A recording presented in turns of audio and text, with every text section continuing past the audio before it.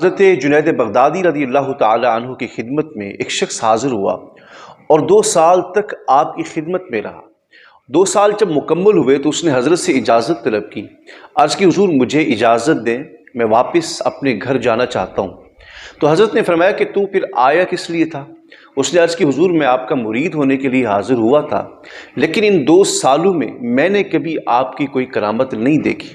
حضرت نے فرمایا بیٹا یہ بتاؤ کہ ان 2 سالوں میں کبھی جنید کو خلاف شریعت کام کرتے دیکھا؟ اس نے عرض کی نہیں حضور۔ فرمایا اس سے بڑی جنید کی کوئی کرامت نہیں ہو سکتی، میری سب سے بڑی کرامت یہ ہے کہ میں شریعت مطہرہ کا پاسدار ہوں۔ الاستقامت فوق الکرامت، کہ جو دین اسلام کے اوپر، سنت اور شریعت کے اوپر جو استقامت ہے، استقامت علی الدین جو ہے، یہ کرامت سے بڑھ کر ہے۔ مگر افسوس کہ ہم کرامات کے پیچھے ایسے بھاگے ہیں کہ ہمیں سنت اور دین کی کوئی پہچان نہیں رہی۔ آج کا جو ہمارا معاشرہ ہے وہ دین اسلام سے کوسوں دور چلا جا چکا ہے۔ حضرت جنید بغدادی نے ہی ہمیں پیغام دیا کہ کسی کو ہوا میں اڑتا دیکھیں، کسی کو پانی کے اوپر چلتا دیکھیں، اس کے پیچھے نہیں چلنا، اس کو ولی تسلیم نہیں کرنا، پیچھے اس کے چلنا ہے، ولی اس کو ماننا ہے جو مصطفیٰ کے پیچھے چل رہا ہو، جو سنت و شریعت کے پیچھے چل رہا ہو۔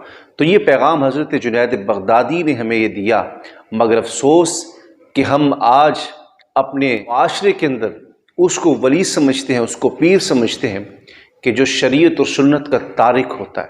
حضرت جنید بغدادی کی شخصیت ہو اور 2 سال تک آپ کی خدمت میں رہنے والی شخص کو آپ کی کوئی کرامت نظر نہیں آئے، اور آج 8 دن نہیں گزرتے کسی کو سجادگی کے اوپر بیٹھے ہوتے، کسی کو پیر بنے ہوئے 8 دن نہیں گزرے تو ان کی کرامتیں شروع ہو جاتی ہیں کہ ہماری جو بابا جی ہیں، ہمارے جو پیر صاحب ہیں، وہ پہنچی ہوئی سرکار ہے۔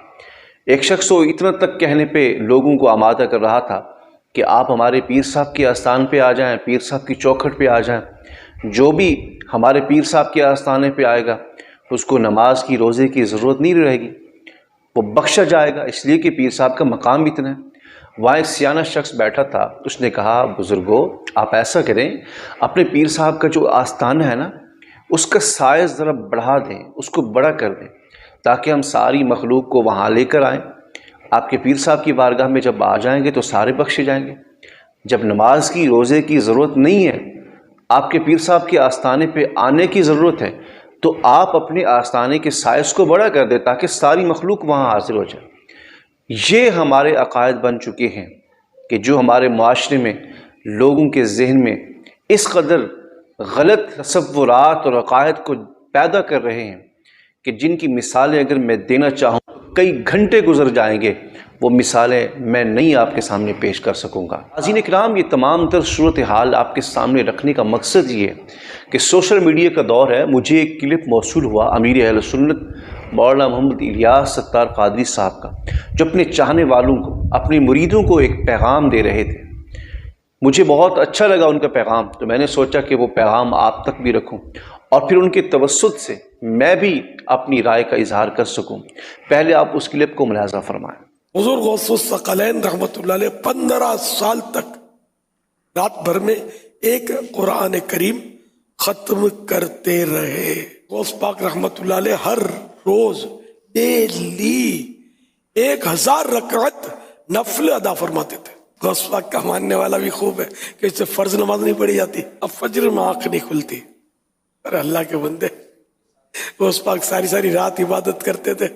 بے نمازی یہ کہتا غوث پاک کا دیوان اور عاشق ہے، تو سارے کے سارے غوث پاک کے چاہنے والوں نماز کی پابندی کرتے ہی رہنا ہے، سمجھے، مرتے دم تک نماز نہیں چھوڑنی۔ ہم نیاز تو کھاتے ہیں، نیاز کرتے رہیں گے انشاءاللہ، ہم نیازی ہیں، لیکن ہم پہلے نمازی ہیں، اس کے بعد نیازی ہیں۔ کہ نماز فرض ہے، نیاز مستحب ہے، فرض بھی نہیں چھوڑنا ہے اور مستحب بھی نہیں چھوڑنا، دونوں کو لے کر ساتھ ساتھ چلنا ہے۔ تو اگر بالفرض کوئی نیاز نہیں بھی کر پاتا تو بھی وہ گناہگار نہیں ہے، لیکن نماز نہیں پڑھتا تو گناہگار۔ یہ ذہن میں رکھیے گا کہ نماز فرض ہے۔ ناظرین کرام، آپ نے اس پیغام کو ملاحظہ کیا ہے جس میں امیر اہل سنت مولانا محمد الیاس ستار قادری صاحب اپنے چاہنے والوں کو حضور سیدنا غوث اعظم رضی اللہ تعالی عنہ کے حوالے سے ایک پیغام دے رہے ہیں کہ حضور سیدنا غوث اعظم رضی اللہ تعالی عنہ کی قرآن سے کتنی محبت تھی، نماز سے کتنی محبت تھی، اور یہ اپنے چاہنے والوں کو یہ پیغام دے رہے ہیں کہ ہم نیازی تو ہیں لیکن ہم نمازی کب بنیں گے؟ ہم حضرت سیدنا غوث اعظم رضی اللہ تعالیٰ عنہ کی 11ویں تو مناتے ہیں، لیکن ہم آپ کی تعلیمات پہ عمل کیوں نہیں کرتے؟ آپ یاد رکھیں کہ حضور سیدنا غوث اعظم رضی اللہ تعالیٰ عنہ کو جو مقام حاصل ہوا ہے وہ کوئی ریاضت، عبادت، مجاہدے سے حاصل نہیں ہوا۔ آپ خود فرماتے ہیں کہ درست العلم حتی صرت خطبہ، کہ میں علم دین، مصطفیٰ کی حدیثیں، اللہ کا قرآن پڑھتے پڑھاتے اس مقام پہ فائز ہوا ہوں۔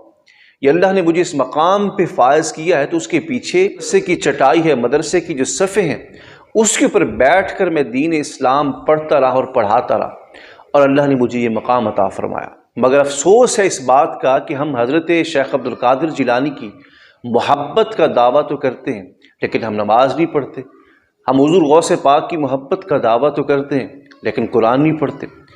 جو حضرت غوث اعظم رضی اللہ تعالی عنہ کو مقام حاصل ہوا ہے، آپ کی تعلیمات ہیں کہ آپ نے قرآن ساری زندگی نہیں چھوڑا، نماز ساری زندگی نہیں چھوڑی، درود پاک ساری زندگی نہیں چھوڑا، لیکن آج کا جو عاشق ہے وہ یہ سمجھتا ہے کہ شاید میں ایک میٹھی دیگ بنا کر آپ کی بارگاہ میں پیش کر دوں گا تو میری محبت جو ہے اس میں اضافہ ہو جائے گا اور میں حضرت غوث اعظم کی بارگاہ کا مقبول بن جاؤں گا۔